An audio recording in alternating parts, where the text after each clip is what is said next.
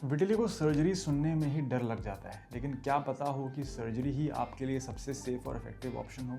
आज मैं आपको सिंपल लैंग्वेज में समझाऊंगा कि किस पेशेंट को विटिलिगो सर्जरी करवानी चाहिए, कब करवानी चाहिए और किस स्टेज पर सर्जरी सबसे अच्छा रिजल्ट देती है। और मैं एक रियल केस एग्जाम्पल भी दिखाने वाला हूँ, जिससे कि आपको समझ आए कि किस तरह के रिजल्ट्स की एक्सपेक्टेशन की जा सकती है।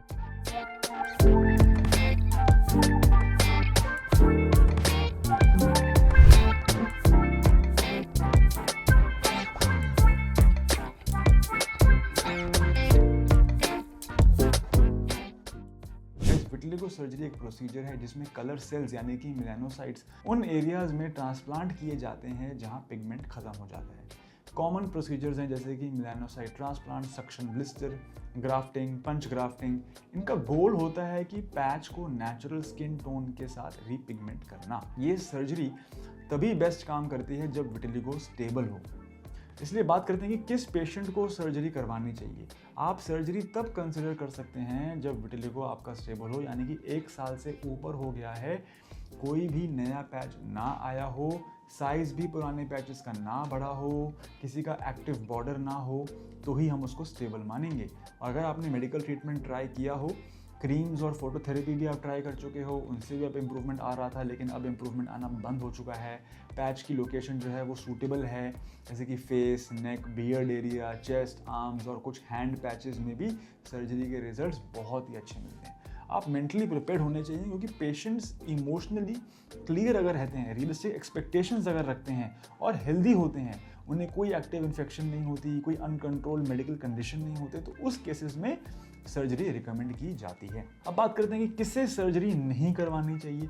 यदि आपका विटिलिगो बढ़ रहा है, तेज़ी से बढ़ रहा है, हर महीने आपको न्यू पैचेस दिख रहे हैं, इन्फ्लेमेशन है, आपको बॉर्डर जो है वो एक्टिव दिख रहे हैं, यदि आपको प्रेगनेंसी है, आप ब्रेस्ट फीडिंग कर रहे हैं और आपके बहुत ही अनरियलिस्टिक एक्सपेक्टेशंस हैं, राइट, उन केसेस में मैं कहता हूँ कि सर्जरी आपको नहीं करनी चाहिए। लेकिन सही पेशेंट में ये लाइफ चेंजिंग भी हो सकती है। अब गाइस, मैं आपको एक लाइव केस दिखाता हूँ जहाँ पे हम बात करते हैं सर्जरी के बारे में। इस बात को और क्लियरली समझाने के लिए एक रियल केस देखते हैं। मेरे पास हैं 23 साल के एक यंग फीमेल पेशेंट्स। आप इनके फेस पे देखिए, इनको सेगमेंटल विटिलिगो था, यानी कि सेगमेंटल विटिलिगो वो होता है जिसमें फेस के या बॉडी के, शरीर के सिर्फ एक ही साइड पे विटिलिगो आता है, और वो बहुत ही अच्छे रिजल्ट्स होते हैं। बिकॉज सेगमेंटल विटिलिगो जो होता है गाइस, मैंने अपनी कई वीडियो में पहले भी आपको समझाया है कि उसकी जो एक्टिविटी होती है वो 2-2.5 साल की होती है, यानी कि उसको बीमारी को जितना भी फैलना होता है ना, वो 2-2.5 साल में जितना उसने फैलना होता है, उसके बाद वो फैल के शांत हो जाता है। इसलिए सेगमेंटल विटिलिगो वाले पेशेंट्स बहुत अच्छे कैंडिडेट बनते हैं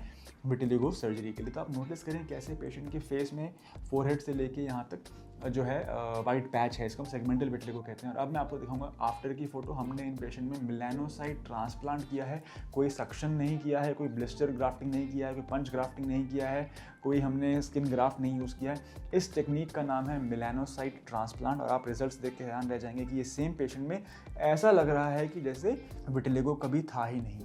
बहुत सारे लोग YouTube पे बात करते हैं कि विटिलिगो सर्जरी जो होती है वो हैंड्स पे नहीं हो सकती, लेकिन रिसेंटली काया क्लब ग्लोबल पे आपको मैं अभी ये वीडियो प्ले करूंगा। आप नोटिस करें कि हमने एक पेशेंट के दोनों हाथों पे सफ़ेद दाग था, लेकिन हमने पहले उनके एक हाथ पे जो है मेलानोसाइट ट्रांसप्लांट, यानी कि एडवांस्ड फॉर्म ऑफ, जो कि काया क्लब ग्लोबल पे अवेलेबल है गाइस। मेलानोसाइट ट्रांसप्लांट एक बहुत ही advanced form of vitiligo surgery है जो हम करते हैं। हम अपने उन पेशेंट्स को ये रिकमेंड करते हैं, जैसा कि मैंने बताया, जिनका सफ़ेद दाग स्टेबल है, 1 साल हो गया है, कोई नया पैच नहीं आ रहा है, साइज़ नहीं बढ़ रहा है पुराने पैचेस का, बॉर्डर एकदम शांत है, और आप हेल्दी हैं, ब्रेस्ट फीडिंग नहीं कर रहे हैं, प्रेग्नेंट नहीं हैं, जो भी बातें मैंने पहले बताई वीडियो की शुरुआत में। अब मैं आपको ये वीडियो प्ले करके दिखाता हूँ। आप नोटिस करें कि कैसे पेशेंट के हाथ पे जो विटिलिगो था 80 to 90%, सिर्फ जो ये वाला एरिया है नाखून के पास वाला, ये बच गया, लेकिन बाकी पूरा हैंड रिकवर कर चुका है। तो ये कुछ एडवांसमेंट्स हैं विटिलिगो ट्रीटमेंट में जो आज के टाइम में अवेलेबल है। और अगर आपको लगता है कि आपका सफ़ेद दाग स्टेबल है, यदि आप हमसे इलाज ले रहे हैं और आपको ये नहीं मालूम था, तो आपको ये पता होना चाहिए कि काया क्लब ग्लोबल एक ऐसी जगह है जहाँ पे हमें बहुत बार लोग, डॉक्टर्स जो होते हैं वो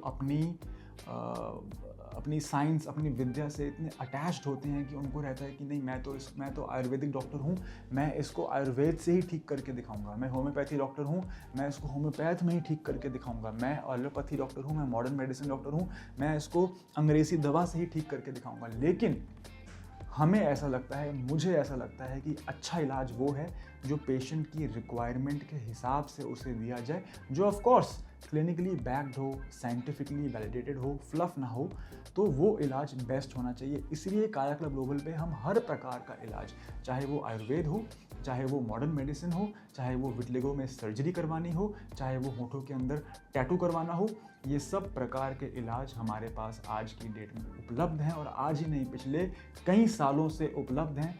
हमारा गोल है एक सफ़ेद दाग से पीड़ित व्यक्ति को उसका पुराना जीवन वापस लौटा देना, क्योंकि हमें मालूम है जब आप बहुत बार डर्मेटोलॉजिस्ट के दुकानों में जाते हो, उनके सेंटर्स पे जाते हो, वो इसे कॉस्मेटिक कंडीशन की तरह बोल के आपको इग्नोर कर देते हैं या आपको उतना सीरियसली नहीं लेते हैं। लेकिन मुझे पता है, हमारी टीम ऑफ डॉक्टर्स को पता है कि एक सफ़ेद दाग के पेशेंट के मन में क्या बात चल रही होती है, जो उसके दिमाग पे क्या बात बीत रही होती है। Because vitiligo is not a cosmetic disorder, it is more of a psychological disorder. तो ये वीडियो देख के मैं उम्मीद करता हूँ कि आपको एक उम्मीद जागी हो, एक हौसला जागा हो, आपको एक ज्ञान मिला हो कि इस प्रकार की ट्रीटमेंट भी आज की डेट में अवेलेबल है। अब बात करते हैं कि आखिर मेलानोसाइट ट्रांसप्लांट काम कैसे करता है। गाइस, बिल्कुल सेम फंडा है जैसे हेयर ट्रांसप्लांट होता है। हेयर ट्रांसप्लांट में आपको मोटा मोटा समझा रहा हूँ एक आम भाषा में, ताकि आपको समझ में आए। हेयर ट्रांसप्लांट में हम क्या करते हैं, जो पीछे के बाल होते हैं वहाँ पे आपने नोटिस किया होगा कि कभी भी लोग यूजुअली जब गंजा होना शुरू होते हैं तो वो आगे से, ऊपर से, यहाँ से गंजे होते हैं, लेकिन कभी भी साइड से और पीछे से गंजे नहीं होते हैं। इसका रीज़न है कि ये वाला जो बैंड है, यहाँ पे हेयर जो होते हैं, हेयर फॉलिकल्स जो होते हैं वो बड़े स्ट्रॉन्ग होते हैं, तो हम लोग यहाँ से हेयर निकालते हैं और यहाँ लगा देते हैं। इसे हम कहते हैं hair transplant. Similarly melanocyte transplant होता है। आपकी ही बॉडी में अगर मान लो आपको यहाँ सफ़ेद दाग है लेकिन आपके थाई पे रंग बना हुआ है, स्किन नॉर्मल है, तो हम वहाँ से एक छोटा सा एरिया, नॉर्मल जो पुराने ज़माने में टेक्निक होती थी, अगर मान लो इतना बड़ा सफ़ेद दाग है तो उतना ही बड़ा पैच लिया जाता था और उसको चिपकाया जाता था। लेकिन अब टेक्निक इतनी एडवांस हो गई है कि 1/10, अगर मेरा सफ़ेद दाग इतना बड़ा है तो इसका सिर्फ 1/10 हिस्सा मैं लूँगा स्किन का नॉर्मल पार्ट से, फिर मैं उसको केमिकल से ट्रीट करूँगा, उसमें मैं कुछ एंजाइम हार्मोन डालूँगा जिससे कि उस स्किन में से मेलानोसाइट जो रंग बनाने वाली कोशिकाएं हैं वो एक्सट्रैक्ट हो जाएं।